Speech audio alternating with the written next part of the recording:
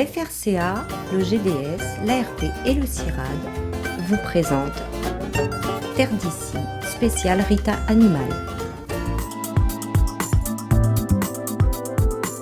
Confrontés depuis 2017 aux attaques du varroa destructor, un parasite de l'abeille, les apiculteurs réunionnais ne baissent pas les bras et ripostent sur plusieurs fronts. En plus des soins antiparasitaires qu'ils doivent désormais appliquer aux ruchers, les apiculteurs ont entrepris de lancer un plan de sélection des abeilles avec le soutien du GDS Réunion. Alors évidemment, la première année, le point de départ, c'était de demander aux apiculteurs de rassembler leurs colonies d'intérêt, à partir desquelles eux-mêmes renouvellent l'ensemble de leurs cheptels, de les évaluer, d'en sélectionner un certain nombre pour multiplier des graines filles, mettre en place des colonies en conditions de production, les évaluer et à la fin sélectionner les meilleurs. Et donc c'est à partir de cette sélection qu'ensuite on décide de produire les reines et les mâles qui servent notamment à l'insémination.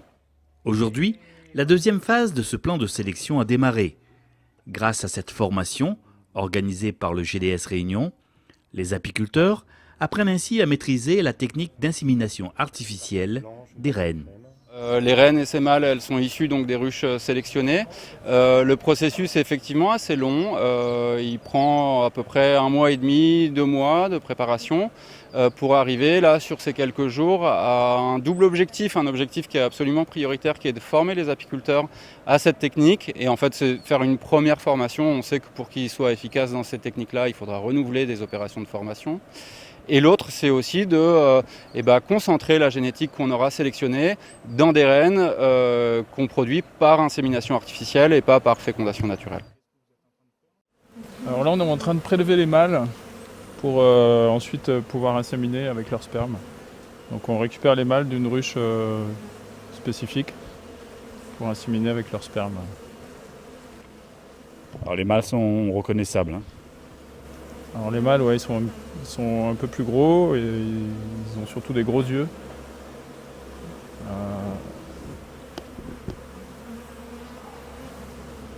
Voilà, par exemple. Ça, c'est un mâle. Donc les yeux sont plus gros, l'abdomen aussi un petit peu plus gros. Donc on les récupère, on les met dans une petite cage. Alors cette formation, en fait, c'est pour nous apprendre, en tout cas nous initier à l'insémination artificielle, ce qui va permettre de maîtriser à la fois la voie mâle et la voie femelle pour la sélection des abeilles, dans le but finalement d'avoir des abeilles qui soient plus productives et puis qui soient capables de résister mieux au varroa, qui est une maladie qui est arrivée en 2017 sur la Réunion. Aujourd'hui, cette formation, c'est quand même une formation très, très technique, très pointue. Ah oui, c'est sûr, là on touche vraiment à la pointe de l'apiculture, donc c'est bien de connaître cet aspect-là que moi je connais pas du tout. C'est quand même plus agréable de travailler avec des abeilles douces comme ça. Oui, c'est aussi un des leviers de la sélection, c'est aussi de pouvoir sélectionner des abeilles qui soient relativement douces, qui permettent de travailler avec facilement, sans utiliser trop de fumée et sans trop se faire piquer. Si on arrive à avoir des abeilles productives et en plus qui sont tolérantes au varroa, on aura tout gagné. Ceci étant, on n'aura pas des résultats tout de suite et il ne faut pas non plus s'attendre à avoir des abeilles qui nous permettent de ne plus traiter.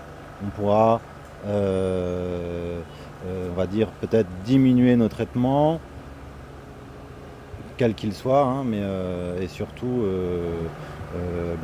essayer de produire mieux.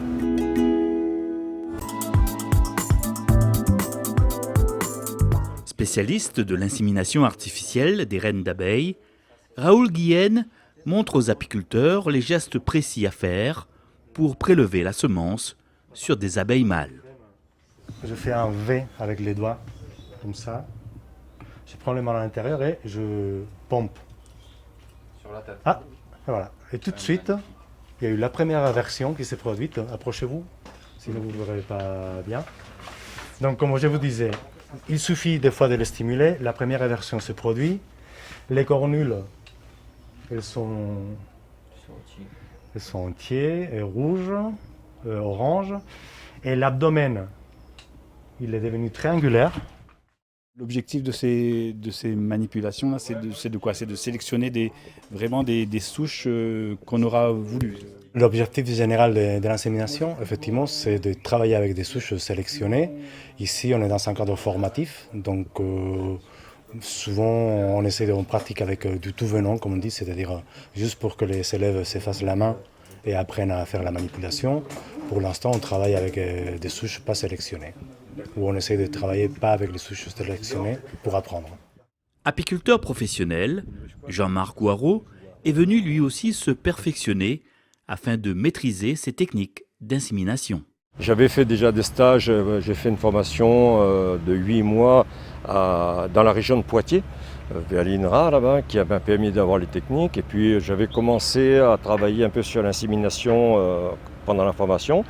Et maintenant, on fait un perfectionnement qui permet d'avoir les petites techniques, qui permet de mieux prélever l'élevage de mâles qui est très primordial et très difficile à faire, le prélèvement et pas abîmer les reines, surtout quand on va faire l'insémination, avoir les gestes techniques précis qui permettent de ne pas abîmer la reine.